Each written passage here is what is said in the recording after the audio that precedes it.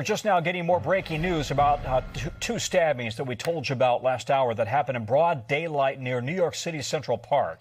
Law enforcement sources say one of the victims was stabbed in the back and the second was stabbed in the chest. The suspect under arrest. NBC's Tom Winter covers the NYPD and all law enforcement. Tom, what are you hearing?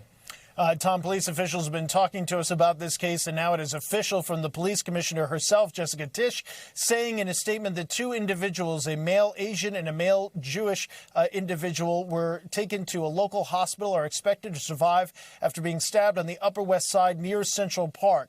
In connection with that investigation, the NYPD has arrested 51-year-old Raul Morales in connection with those assaults. Detectives are continuing to work the case, but according to victim and witness statements, Tom, Morales apparently yelled "Allahu Akbar" during the attacks. And now the NYPD is evaluating whether or not this is a potential hate crime.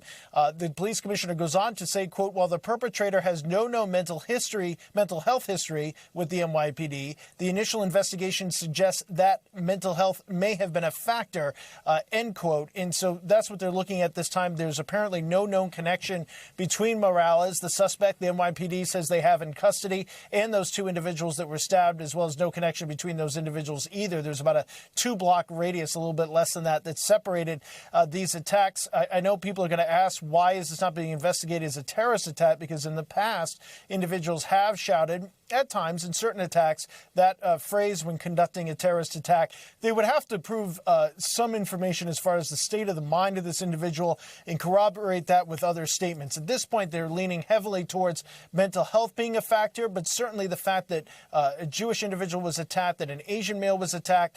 There was obviously several years ago a spate of hate crimes against the Asian community. There have been a skyrocketing amount of hate crimes against the Jewish community. So looking at those two things, that's why on its face, they're going to investigate this as a potential hate crime attack, Tom. It'll continue to follow. But again, this individual is now in custody.